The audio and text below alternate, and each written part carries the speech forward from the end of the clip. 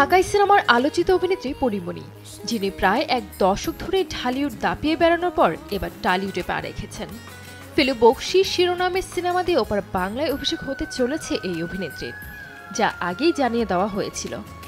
এবার প্রকাশ পেল এই সিনেমায় পরীমণির ফার্স্ট লুক, যেখানে পরিচরিত্রের নাম লাবণ্য।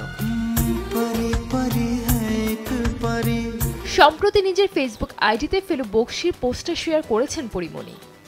সেখানে পরনে কুর্তা, কপালে টিপ, সিঁথিতে সিঁদুর ও হাতে বালা সহ এক অনবদ্য লুকে দেখা যায় এই অভিনেত্রীকে। সিনেমাটিতে লাবণ্য চরিত্রে দেখা যাবে তাকে।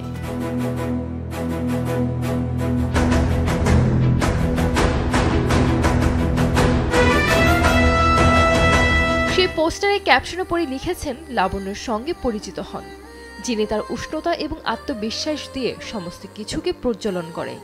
বিশেষ করে তার চওড়া হাসি ও চমৎকার মন দিয়ে যিনি বুদ্ধিদীপ্তভাবে মানবিকতা এবং ভালোবাসাকে ছড়িয়ে দেয়।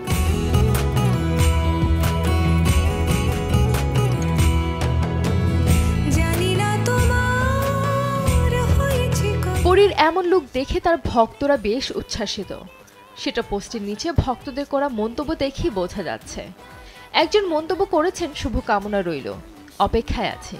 আরেকজন লিখেছেন, সত্যি খুব অসাধারণ হয়েছে, অনেক ভালোবাসা রইল।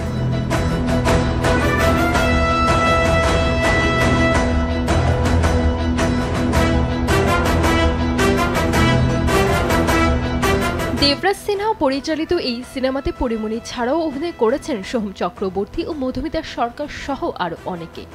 গত বছরের এপ্রিলে সিনেমার শুটিং হয়েছে।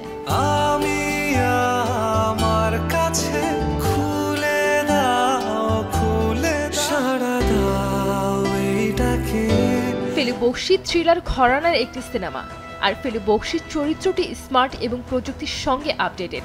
সাধারণত এক বাঙালি ছেলে যে খেতে আর রহস্যের সমাধান করতে খুব ভালোবাসে, সেখানে রহস্যের কেন্দ্রে থাকেন পরীমণি।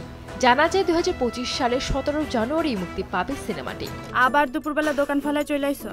আমি যতবার না করি ততবার তুমি এক কাম করো। এর আগে গত 8 নভেম্বর মুক্তি পেয়েছে পরীমণি অভিনীত ওয়েব সিরিজ রঙিলা কিতাব। এতে তার বিপরীতে অভিনয় করেছেন মোস্তাফিজ ইমরান নূর। থ্রিলার ঘরানার গল্পে নির্মিত এই সিরিজে একজন অন্তঃসত্ত্বা নারীর ভূমিকা দেখা গেছে পরীমণিকে। সিরিজটি বানিয়েছেন অনম বিশ্বাস। আমরা কি করব? আমাকে বাঁচতে বসে আমার বউর গায়ে যদি এই ঘটনার কোনো আঁচ লাগে, তাহলে কিন্তু আপনি আমরা চেনেন।